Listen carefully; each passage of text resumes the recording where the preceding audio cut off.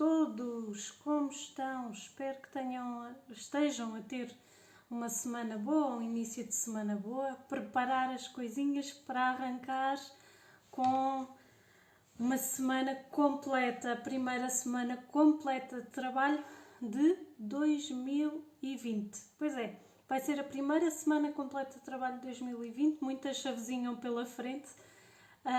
Um desafio, mais um desafio que nós temos à nossa frente.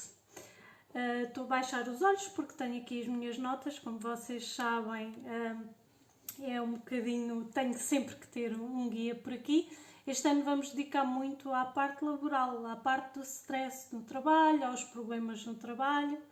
À medida que vocês vão entrando, vão dizendo olá, para eu saber que estão aí, dizer um adeus, fazer um gosto e saber se estão a receber o vídeo nas condições devidas, está bem? A última vez acho que correu bem, mas tive a sensação que ficou com algumas pequenas falhas, embora após ver o vídeo de seguida não aconteceu nada. Não me apercebi dessas falhas. Porquê é que é importante nós falarmos e porquê é que esta história do stress laboral... Olá, Pedro.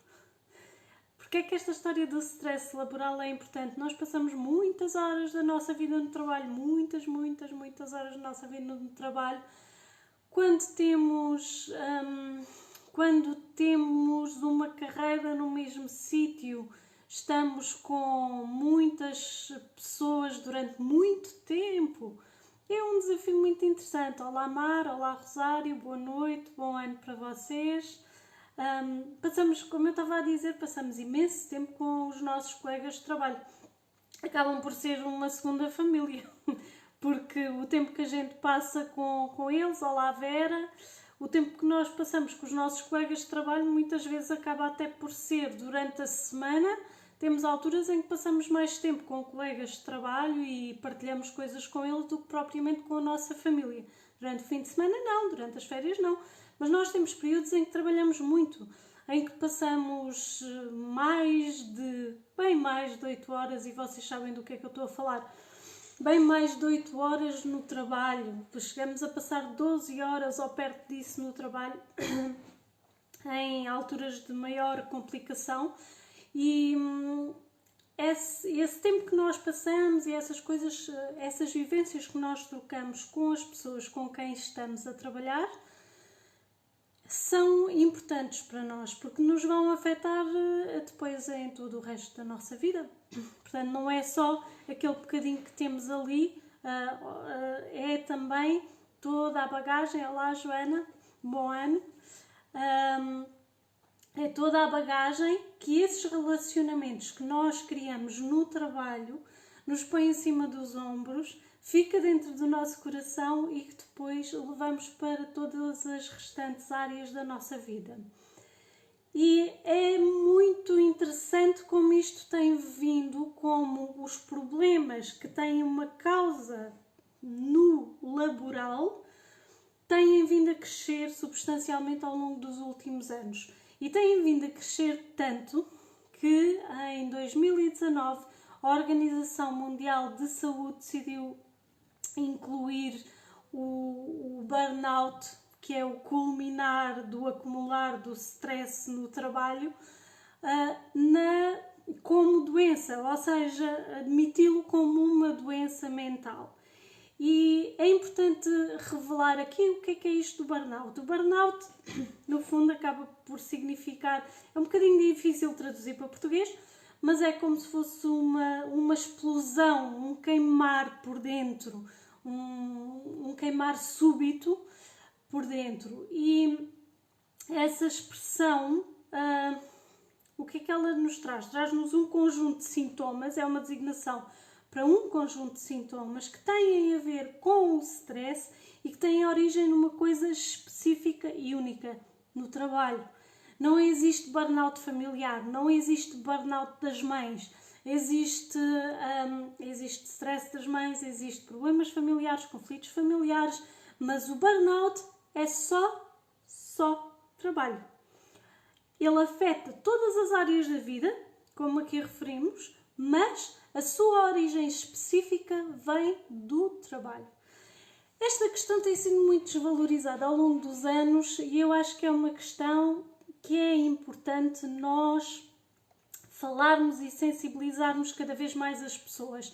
Isto porque as empresas, neste momento, e muitas das empresas, não quero estar a generalizar, porque existem empresas que se focam e que se preocupam muito com o bem-estar das suas equipas, com o bem-estar dos seus colaboradores, e temos pessoas que estão à frente das empresas que pensam: o que é que eu posso fazer para melhorar a vida de quem trabalha comigo, porque eu quero manter esta equipa e eu quero dar qualidade de trabalho a estas pessoas que estão comigo.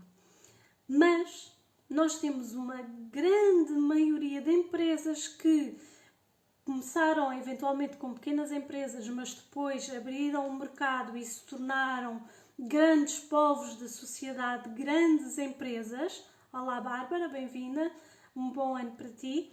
Tornaram-se grandes povos e tornaram-se gigantescas, e essa preocupação atenua-se e quase se dissipa para dar destaque ao que é sempre aos lucros, não é?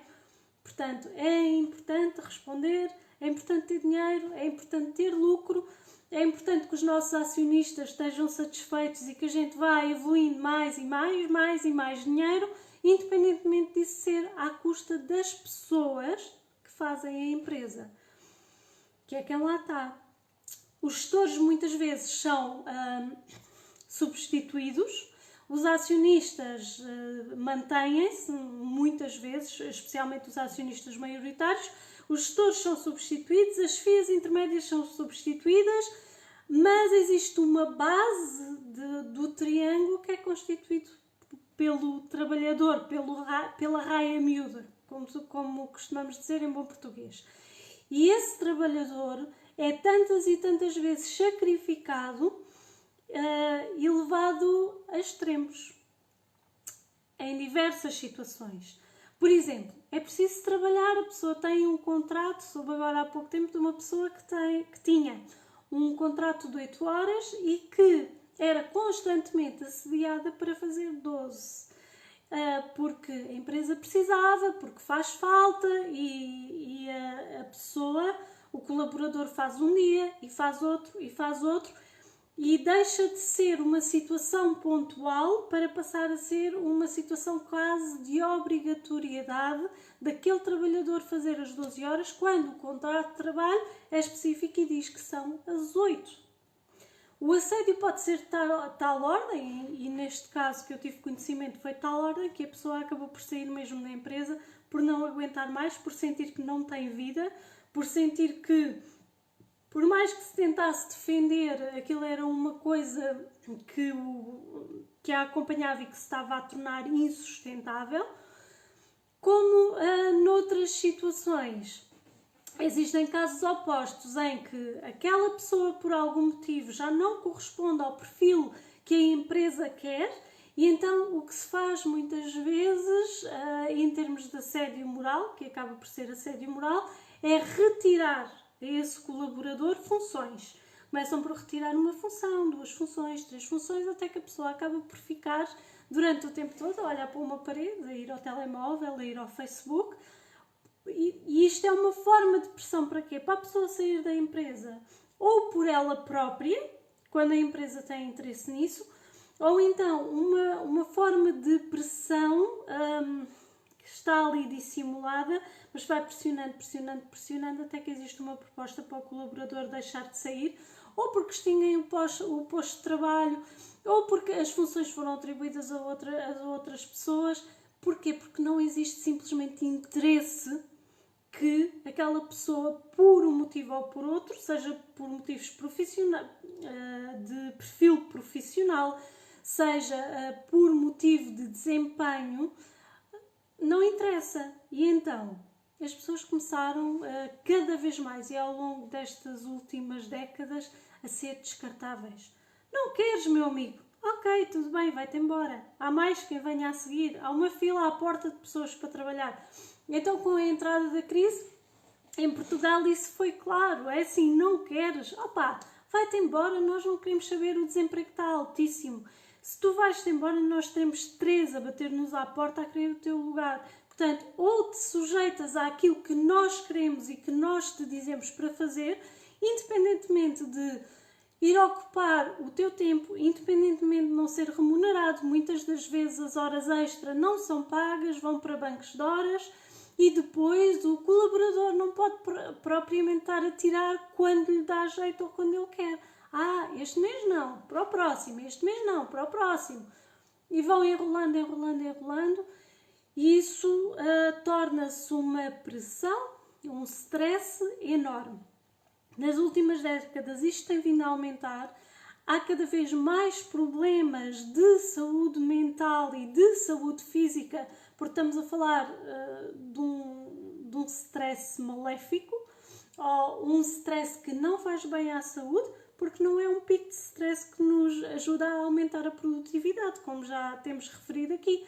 É uma coisa prolongada e muitas das vezes é tão subtil quanto má, tão subtil quanto horripilante para as pessoas que o estão a viver, ok? E eu gostava de deixar aqui, para vocês terem uma noção, isto são dados do ano passado, portanto são dados muito recentes, pelo menos 2 em cada 10 dos trabalhadores portugueses têm problemas de saúde associados à parte do stress laboral. Pelo menos 2 em cada 10. O número tem vindo a aumentar. Portanto, baixas. Estima-se que faltem ao trabalho de 1 a 3 dias por ano, no mínimo, devido a questões relacionadas com o stress laboral e com o burnout. Mas o presentismo também é algo que é muito mau para as empresas e que é muito acentuado com a questão do stress laboral. Ou seja, a pessoa vai e está simplesmente presente, não consegue dar rendimento, não produz, não tem empenho, porque psicologicamente está completamente arrasada e não há espaço para tarefas cognitivas que sejam relacionadas com a sua função. Ok? Portanto, este presentismo custa às empresas cerca de 2 a 3 dias por ano. Porquê é que eu estou a falar um bocadinho dos números? Eu sei que estou a falar da rentabilidade, mas é só para isso que as empresas olham.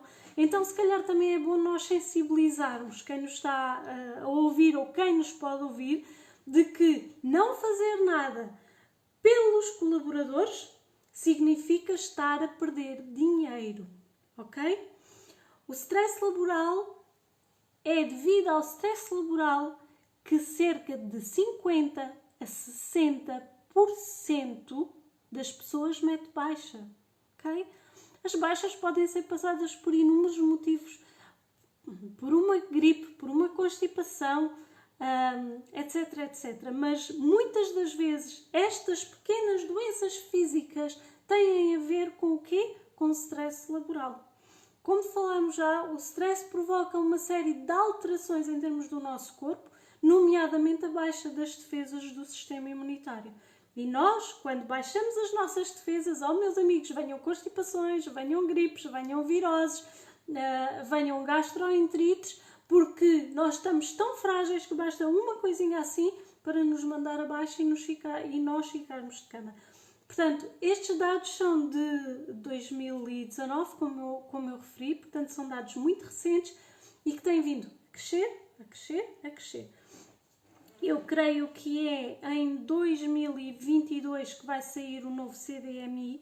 Deixem-me só, por favor, puxar aqui para baixo, porque eu não quero estar a mentir, em que exatamente, vai haver a 11ª revisão da Classificação Internacional de Doenças, que é mais ligada à parte europeia, e em 2022 nessa classificação já começa a aparecer como doença mental o síndrome de burnout. O Pedro Pereira diz: a maioria das empresas, gestores de topo, estão pouco focados no impacto do stress laboral, ou por desinteresse ou por desconhecimento. a maioria delas ainda tem um departamento de recursos humanos, deixa-me ver se eu consigo... Departamento de Recursos Humanos focado em processamento salarial e, como é óbvio, não analisam nem tentam contrariar esse processo. É verdade. A maior parte das empresas, o que acontece é que os recursos humanos estão reduzidos praticamente a duas grandes vertentes. Uma dessas vertentes é recrutamento e seleção, quando são empresas que têm grande rotatividade, e outro grande departamento que os recursos humanos estão focados é precisamente no processamento salarial. E, meus amigos, recursos humanos é tão mais do que isso. Porque o processamento salarial deve ser uma coisa que esteja o máximo possível automatizada. Porque se não estiver automatizada, vai levar muito tempo e muitos recursos da empresa para processar toda aquela situação de quem é que faltou, quem é que não faltou, etc. E ver o número de horas de trabalho para fazer o pagamento. Os recursos humanos é muito mais do que isso. E os recursos humanos deviam ter uma função cada vez mais, e com o stress laboral emergente, como estamos aqui a falar, deviam ter uma função cada vez mais de criar equipas e de criar bem-estar aos colaboradores. Então, estava eu a dizer, a Organização Mundial de Saúde vai considerar então o burnout como um síndrome e vai entrar em vigor na Classificação Internacional de Doenças em 2022, e a designação desta síndrome é uma síndrome que resulta de stress crónico com origem no local de trabalho, e esse stress crónico não foi bem gerido.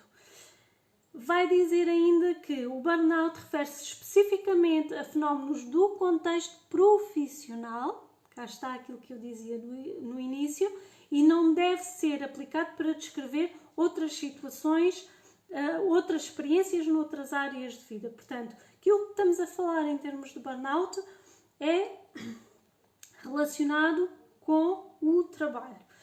Voltando à questão da parte da influência que isto tem nas empresas. Os dados que temos de 2018, isto saiu no Expresso, na economia do Expresso, se houvesse uma parte da empresa, dos recursos humanos, que não estivessem a fazer o processamento salarial ou o recrutamento, que houvesse um investimento das empresas na promoção da saúde psicológica dos seus colaboradores, havia uma poupança, estamos a falar em Portugal, que é um país pequenino, ok? Uma poupança de pelo menos 90 milhões por ano. Portanto, não estamos a falar de cêntimos, ok?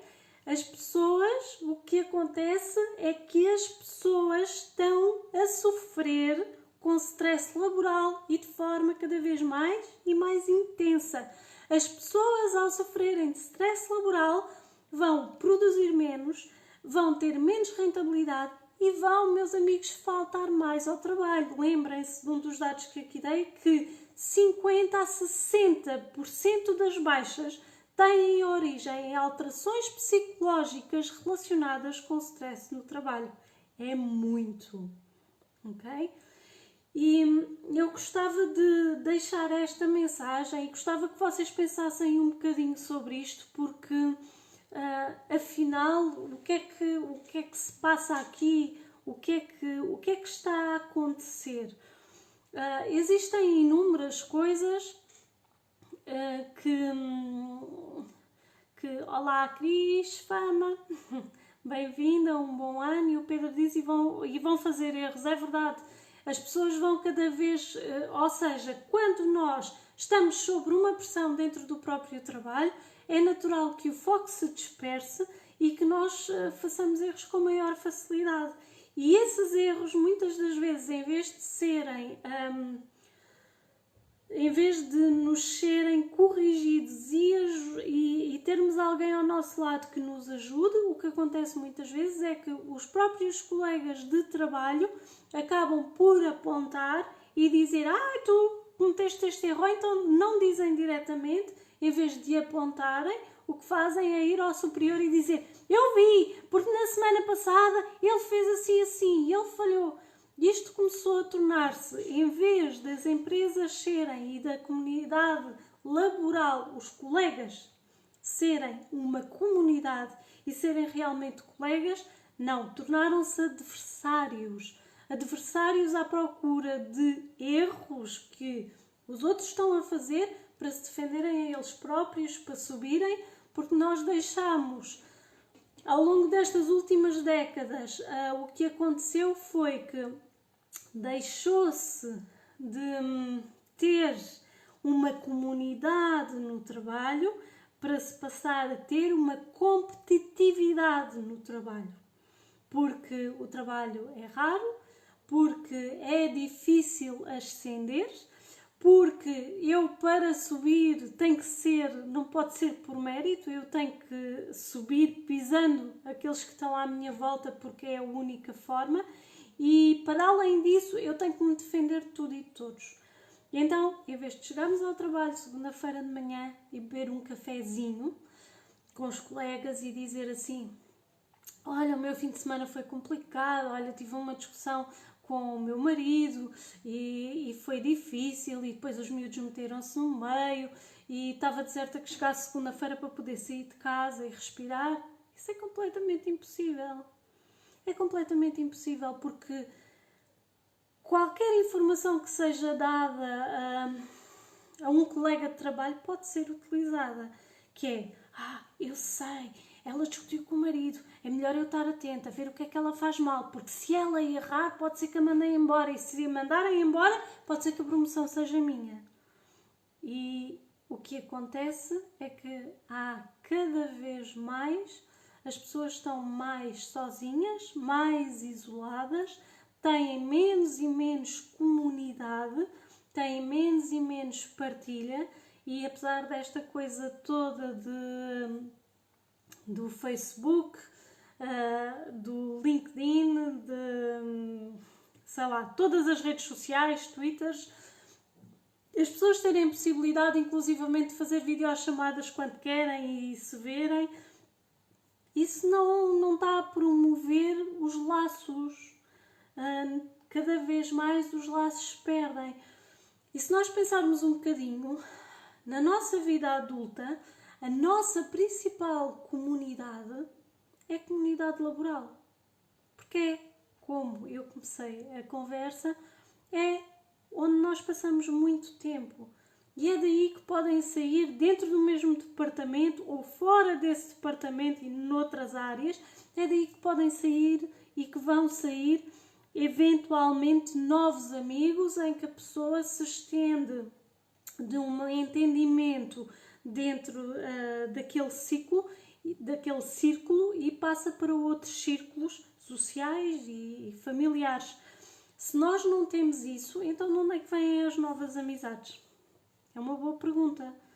Se calhar, para termos novas amizades, temos que ser mais dinamizadores. Mas, ao mesmo tempo, a questão fica: e como é que isso é possível se nós em Portugal trabalhamos mais 500 horas anuais do que os alemães, por exemplo?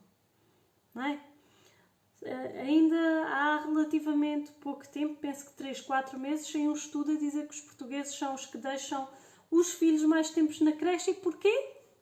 Meus amigos, porque nós trabalhamos imenso. Portanto, a cariz fama diz: julgar o próximo é desconhecimento total de si próprio. É verdade, mas é muitas vezes o que acontece. E o mundo do trabalho, especialmente em grandes empresas, tornou-se selvático. Cada um tem o seu cantinho e cada um está com armas apontadas para fora, para não deixar ninguém entrar, para não perder o emprego, para conseguir subir, para ganhar mais uns trocos. A realidade é essa. Portanto, isto é a introdução ao tema. Vamos falar mais especificamente sobre outras coisas ao longo do tempo, porque é um tema que eu gostava de trabalhar. A Sara diz porque trabalhamos mais horas, infelizmente. Exatamente, é assim. Vocês já imaginaram o que é 500 horas a mais, anuais? Têm ideia do que é que isso representa? Os alemães estão sempre de férias. Têm as nossas do Natal, da Páscoa, e depois têm ainda as férias de inverno, que é por causa da neve. Têm, sei lá, as férias da primavera, que é por causa de ver as flores florir. E no entanto, eles supostamente são mais produtivos.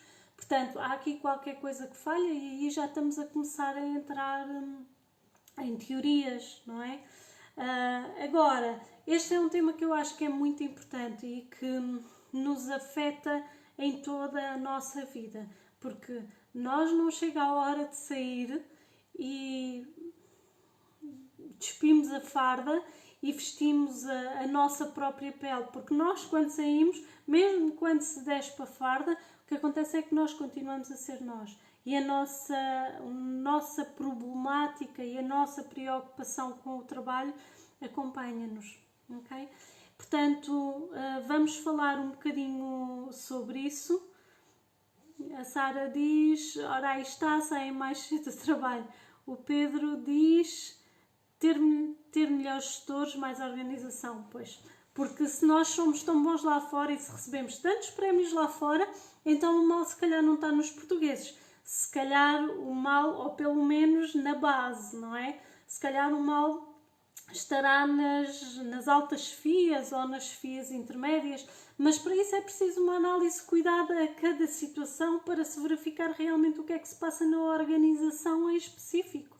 Porque estar a falar de uma forma generalizada, o que nós sabemos e o que é visível a toda a gente é que as empresas tornam-se muito grandes e de repente as pessoas que fazem a empresa deixam de ser pessoas para passar a ser números.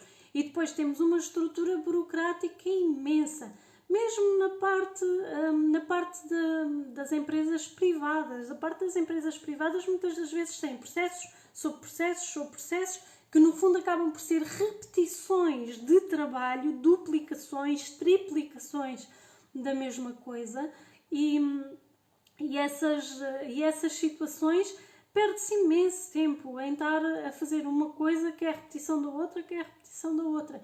E isso também não é bom, nem para a saúde mental de quem faz. Mas para que é que eu preciso estar a fazer esta porcaria outra vez? Quer dizer, eu já fiz aquilo, já fiz o outro, ainda tenho que preencher mais um papel. Mas o que é certo é que é assim.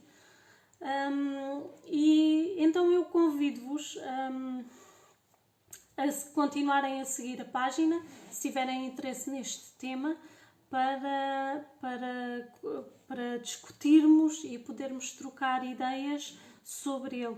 A Mara diz, às 19 de domingo, não sei onde vou dormir amanhã. Isto é uma constante no meu emprego. Pois, as escalas e os horários para quem trabalha em turnos, a sério, o meu coração está convosco. Porque não saber o que é que vai acontecer amanhã, quando eu acho que por lei a pessoa tem que ter a escala para um mês, se não estou em erro. Não quero estar a mentir porque não tenho bem presente, mas o que acontece é que as alterações do turno são constantes e muitas das vezes a pessoa está em casa tranquila e recebe uma mensagem, pensa que no dia a seguir vai entrar às 9 da manhã e afinal vai entrar às 19, por exemplo. E é muito difícil o trabalhador sozinho e solitário conseguir fazer alguma coisa sobre isso. Porque o que é que vai fazer? Não se vai apresentar ao emprego? Reclama, mas se não fizer, sabe perfeitamente que o seu posto pode estar em causa. A Mara diz que não trabalha por turnos. Pois, mas foi uma das coisas que me lembrei quando li o comentário, Mara, porque isso acontece muitas vezes a quem trabalha por turnos, que é ter a incerteza do que é que vai acontecer no dia a seguir ou na semana a seguir e ter a sua vida planeada por forma a gerir tempo, não é? e a conseguir fazer as suas tarefas domésticas e a cumprir com as suas outras responsabilidades, e muitas das vezes isso não suceder. E depois o que acontece é que mesmo os planos a curto prazo são completamente comprometidos. Eu posso ter andado durante um mês ou 2 semanas a planear aquele almoço com aquele amigo que eu não vi há imenso tempo e que eu gosto e amo do coração, e depois chega-se às vésperas, trocam-se turnos, trocam-se horários e a pessoa acaba por não conseguir cumprir aquilo que previu para si própria. Portanto, se gostaram do tema de hoje, partilhem, façam gosto na página, façam gosto na publicação, partilhem também a página para termos mais seguidores, para que possamos ajudar mais pessoas. E então, agora o que eu vos vou propor é uma coisa um bocadinho diferente, já fizemos aqui uma vez, mas vou-vos propor um pequeno exercício de relaxamento, uns minutos apenas, uma coisa pouquinha, só um cheirinho, mas se calhar para vocês poderem também utilizar em momentos que não podem, mesmo dentro do vosso trabalho, porque que eu saiba, ainda não existe nenhuma empresa que proíba os colaboradores de ir à casa de banho e tirarem uns minutos para vocês. Então, se puderem, eu convido-vos a ficarem numa posição sentada ou deitada, mas pode ser sentada com as costas o mais direito possíveis, e experimentarmos aqui fazer um pequeno exercício em que vamos começar por aquilo que eu digo sempre, que é por respirar, ok? Vamos então acalmar, respirar um bocadinho, deixar o ar entrar bem profundamente e libertar calmamente. Okay? Fazendo isto, o ar entra e o ar sai. Novamente, uma terceira vez, o ar entra profundamente e o ar sai. Calmamente. Isto vai permitir a que o nosso organismo consiga percepcionar uma sensação de maior tranquilidade e calma, com inúmeros efeitos benéficos. E o que eu vos vou propor é: voltem à vossa respiração normal, mas convido-vos a fechar os olhos, calma e serenamente, tranquilamente, e sentir apenas a respiração, ouvir os sons à vossa volta e permitir que esses sons vos transmitam tranquilidade e um reforço da vossa concentração na respiração. Calma e tranquilamente respirar e focar. E vamos novamente respirar 3 vezes de forma profunda. Inspirando, expirando.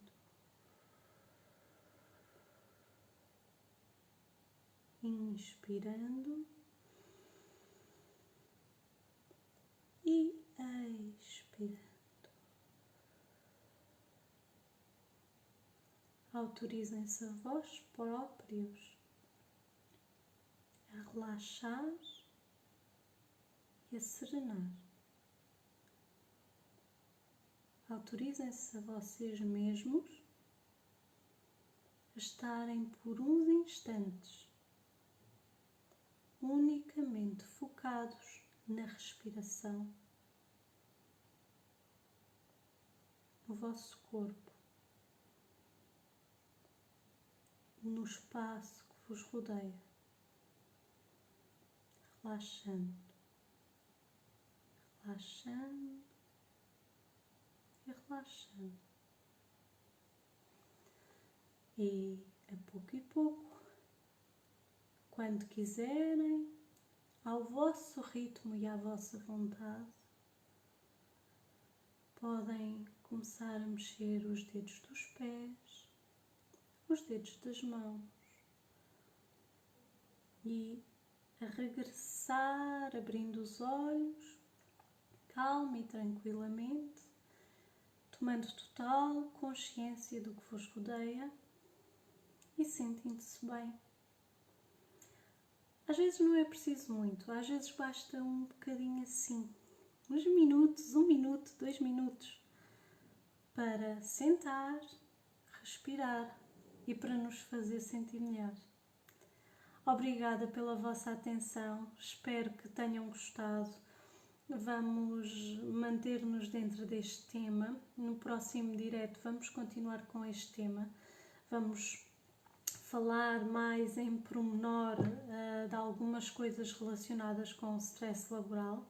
Portanto, partilhem o direto, partilhem a página, vamos tentar chegar a mais pessoas. O Pedro Pereira diz, compreendo que a Marta refere, há muita função que tem limites de operacionalidade, além dos limites físicos da própria empresa. Isso implica deslocações, etc. No caso de turnos é igualmente um problema. As empresas já trabalham com recursos reduzidos e quando precisam pedem o reforço do colaborador. Tudo isto se repete com frequência, pois é quando as coisas acontecem com muita frequência e ao longo do tempo é mais difícil. Olá Inês, bem-vinda, chegaste mesmo no finzinho. Espero que tenham a todos uma boa semana. Lembrem-se de fazer este exercício. Obrigado pela vossa atenção e, meus amigos, não se esqueçam de respirar. Até para a semana. Obrigada.